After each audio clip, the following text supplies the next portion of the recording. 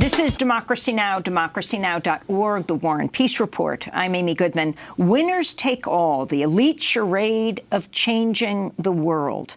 That's a new book by Anand Giridharadas, editor-at-large at Time magazine, former correspondent and columnist at the New York Times. This is Democracy Now! With part two of our conversation. In part one of our conversation, Anand, we talked about the college entrance scandal. I'm wondering if you can tie that into your overall thesis of winners take all.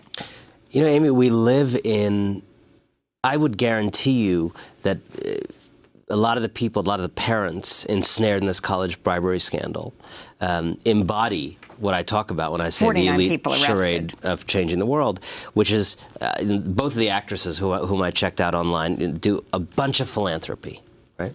This Bill McGlashan guy from TPG literally ran the biggest impact investing fund in the world to help people through the power of investing. And so in many ways, those, while they were rigging the system, right? So let's zoom out from those parents and think about that duality, which I think applies in many ways to our age and plutocracy in our age. A lot of it is hard to walk down the street these days without running into a billionaire who says they're changing the world. Right? Mark Zuckerberg is changing the world. Jeff Bezos is transforming people through charity. The Google people are organizing all the world's information and trying to do this and that. Elon Musk is going to space, which actually would be great for everybody.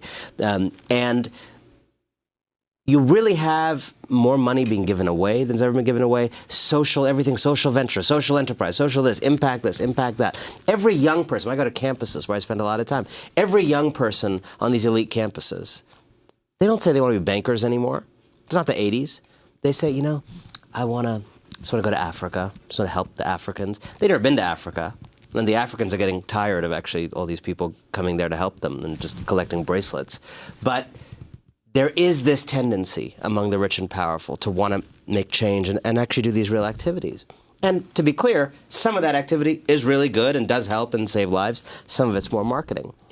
But the uncomfortable fact is that when you actually look at any of the data, these people claim to love data, the data is that the very same people who are giving and doing philanthropy and doing social this and impact that are actually also the great hoarders of opportunity in our time. Right? Their share of the world's wealth increases, not decreases, every year. They're grabbing more of the pie every year, even as they help. Their share of the nation's income has doubled since the middle of the 20th century. The 1% has. And, you know all the things you've covered in the show. Half of this country, the bottom half of this country has not basically seen a pay rise since 1979. You've had a tremendous age of innovation that has failed to translate into progress, if progress means most people's lives getting better. And the unmistakable fact that I learned through my reporting, I started the reporting with a question. What's the relationship between the two halves of this paradox? On the one hand, you got all these generous rich people. On the other hand, you have the fact that it's an age of inequality, an age of anger. America feels rigged to people. The American dream is elusive. What's the relationship? Is it just that this charity, this philanthropy, this do-gooding is not working? It's not working fast enough? Or is it actually that this charity and philanthropy and elite do-gooding is part of how they maintain the system that allows them to keep taking all? And what I found through my reporting was that when these elites get involved in social change, what they do is they change change. They take leadership of change. They Columbus social change. They declare themselves now the people, the CEO of Change, Inc. And they edit out in their capacity as board members, trustees, leaders of organizations, donors to causes. They edit out forms of change they don't really like, and they encourage forms of change they believe in. So on any issue, you take the empowerment of women, you know what they don't like? Maternity leave. You know why? Because it's expensive. It costs money, right? For companies, for the taxpayer, particularly wealthy taxpayers. So what do they like? Lean in. You know why? Because lean in's free. All you got to do is tell women that patriarchy is actually a posture problem. If you just lean at a slightly different angle of recline, patriarchy gone. Well, that's very cheap. Rich people love lean in. Wait, but explain that in terms of maternity leave. Well, maternity leave, to do maternity leave as one example of a social policy that would actually help women would cost this society a lot of money, right? Employers would have to, if that was a right, either the society would have to pay for that or private companies would have to pay for that in ways they don't right now. That's a way of actually empowering women that we know from data in other countries. That would be good. It would do the job, but it'd be expensive for the winners of our age. So what the winners of our age do in their capacities as kind of change agents and thought leaders is they kind of tip the scale and say, that maternity leave, we don't need to do that. Let's just do lean in. They encourage, they give platforms. And lean in means? Lean in means telling women to raise their hands more and be a little more assertive in meetings to fight patriarchy, right? Which is, I don't know, like telling the slaves to be nicer. I mean, like the answer to systems of oppression is not to tell people to be more pleasing to their bosses. But this is the advice from, a billionaire corporate feminist, Sheryl Sandberg, who, while she was telling women to lean in, was also selling women out so that they would live under Donald Trump because Facebook was so, unwilling to deal with the cyber war issue and the abuse of privacy issue and Cambridge Analytica, et cetera. Most of the women I know would prefer to live in a democracy first and foremost and not live under Donald Trump. So Sheryl Sandberg was selling them her products, but she was selling them out in a much more fundamental way. But she's not the only example. If you look at the education issue, when the rich and powerful get involved in that issue, they love charter schools. Why? Because it's a way for them to put their name on something, get on the board, be involved, tell their friends at a cocktail party in the Hamptons, I got 3 black kids into Yale. I feel it's the least I could do. And it doesn't require them to actually give up anything. Whereas if you really want to make progress on that issue, you'd have to end the manifest cruelty in this country of funding public schools according to zip code, according to how nice your house is. They don't want to do that. Why? 1, they'd lose access to a good public school, which some of them may use and some don't. 2, a lot of their home values and the niceness of their neighborhoods is actually wrapped up in the access to better public schools than other people have. If you actually made rich people's public schools fall to the level of everybody else's, people would lose $200,000, $1 million of home value in Greenwich and Marin and elsewhere, right? Just because now that house didn't come with this extraordinary perk of an extra special, super duper public school. So again, rich people don't want to work on that issue, but they're happy to work on charter schools. On basic finances, a lot of rich people who get involved in this kind of change making, they love apps. Let's have an app to help workers with precarious income smooth their income. Or let's have an app, a fintech app, to help women save more for the future. Win-win, easy, doesn't hurt them at all, right? You know what they don't like? How about an initiative to actually rat out the trillions of dollars hiding in tax havens around the world? How come you don't really have many of the big billionaires funding philanthropic efforts to expose the tax havens? It's a serious question. I mean, if they're really about making the world a better place, that seems like a pretty good cause. It's revealing that they're not interested in that cause. Why?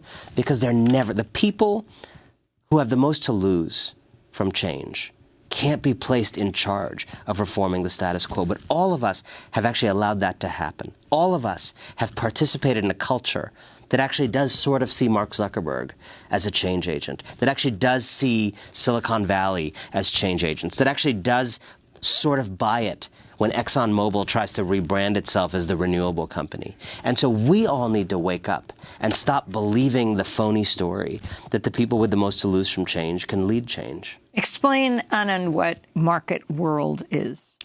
Market world is I found a long time ago as a writer that coinage is a powerful way to make people kind of see reality they're familiar with in a new way. With the term market world, one word, capital M, capital W, I tried to scoop together a lot of things that I think a lot of your viewers would recognize but see as disparate things, right? So, first of all, philanthropy. All these rich people who make money, often by paying people as little as possible, avoiding taxes, lobbying for rigged policies to benefit them, and then donating that money philanthropically. So that's kind of one thing.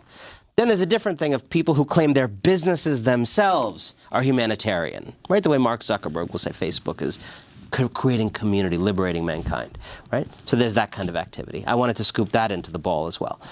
Then you have the kind of thought leader circuit, right?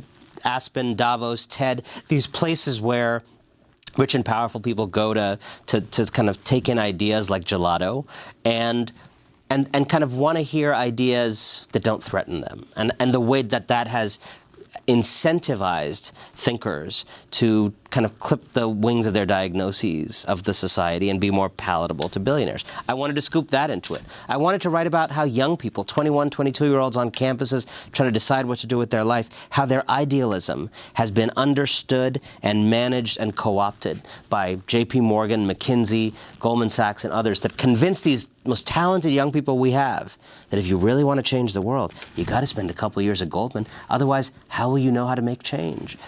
So I wanted to take together this kind of complex of people and institutions that is defined by a common religion of doing well by doing good. That the best way to empower others is to also benefit yourself. Win-win. You can fight for social justice and you can get rich, no problem. And I wanted to slay that BS. So what is the alternative? The alternative is going back to politics as the place we go to change the world. Business is great for a lot of things. I actually don't want my iPhone to be made by the government. I don't want your coffee cup to be made by the government. I think there's a lot of things in our society, most things in this room, are best made by the private sector. And so this will always be a country in which most activity is private activity. But on the biggest problems we share in common, how do you empower women locked out of opportunity for thousands of years to be full and equal citizens? How do you deal with the legacy of slavery and a racial wealth gap? How do you think about restoring social mobility to where it was for many Americans, you know, in the last century? Those are the kinds of problems that are only susceptible to big solutions, to solutions that are through public life. And I often tell young people, if the solution you're working on is not public, democratic, institutional, and universal, it's actually not solving the problem for everybody. Ice cream that gives 3% back to some charity is not changing the world. An app is not changing the world. Movements change the world. Laws change the world. Boring things like Social Security and Medicare change the world. And so I think we need to really relocate our imagination of change, and particularly for any young person watching this, because I know you have a lot of young people who are your fans. It is so important to think about how you actually want to spend your life. If you are a young person in this culture, you are being fed a very phony story that change, you know, comes from interning with the worst of the kind of status quo, the worst of the establishment, and it's not true. Change comes from making change in the way that your parents and grandparents and great-grandparents' generation made the kinds of changes that allowed all of us to live in the society we're in today. And where does the Democratic Party fit into this and the new wave of people who are now getting involved? Here's an uncomfortable truth about this is a tough book, right? This is a book that is critical. I think it's fair. I spent a lot of time with these people. I tried to understand my characters, which I always do. But I think one of the things that when I talk about the elite charade of changing the world, I think most of the people I write about in this book probably vote for Democrats. And I think this is a conversation that we haven't wanted to have in many quarters. It's easy to say Donald Trump and Paul Manafort and the Koch brothers and Richard Mellon's Scaife are the problem. We got a couple of right-wing loons who are pulling the wool over people's eyes. The reality is the Democratic in the age of markets, the age of capital, ushered in by Ronald Reagan, which we have been living in ever since. We're still in his stadium. The Democratic Party, in many ways, capitulated to, not joyfully, but capitulated to a vision that is not unlike what I was describing, a vision in which markets were how you get things done, even if they didn't like it. That's how you get things done. You have Bill Clinton saying the era of big government is over. You have even Barack Obama getting into the White House, creating his first office, new office, the Office of Social Innovation, the website of which said top-down programs from Washington don't work anymore, which is a pretty remarkable statement from the administration of a man who wouldn't have been able to vote for himself in that election without a really effective top-down program from Washington that was about to be gutted, the Voting Rights Act. So, you know, I think what is really important to think about with this Democratic primary coming up, there's going to be a lot of people, there's going to be a lot of inspiring people. But I think one framework, wherever you land on this, one framework to keep in mind is who is actually interested in dislodging rich and powerful people from positions of power they don't deserve and from kind of rulership they don't deserve, and who is instead in the more market worldy, I believe everybody can do well, right? You know, and if you go back to the 2016 race, you know, you really had Bernie Sanders talking about, I actually believe some people need to do worse, be cramped a little bit for the greater good to be done. And you had Hillary Clinton talking more in terms of everybody can do better. I think in this race that's going to happen again. You know, Beto O'Rourke joined the race yesterday. And what's interesting about Beto is someone who is pre-committed to positivity. It's not that he looks at the issue and says, well, on this issue I should be positive. He's pre-committed to it, right? He's going to be positive. He doesn't want to be negative. He doesn't want to name villains. He doesn't want to go after people. Trump's an easy villain, right? But he doesn't like to be negative. He doesn't like to say anything's wrong with anybody. Well, the problem with that is when you have, you know, foxes eating hens, kumbaya is a recipe for slaughter. And I believe right now we have a situation that is not just inequality or not just some people being left behind all this passive language. We have a situation in which there are people who are hoarding the American dream for themselves, who are making sure that year by year, when the rain of the future falls on us, very few people harvest most of the rainwater. And if you are running for president and you're not willing to be against anybody, you're not willing to tell us who you actually want to make less powerful in order for the greater good to be done, you may be a great president for another era, but I don't think you're a good fit for this one. Well, Anand Giridharadas, I want to thank you so much for being with us. Editor-at-large at Time Magazine, former correspondent for the New York Times, has a new book out. It's Winners Take All, The Elite Charade of Changing the World. To see part one of our discussion, go to democracynow.org. I'm Amy Goodman. Thanks so much for joining us.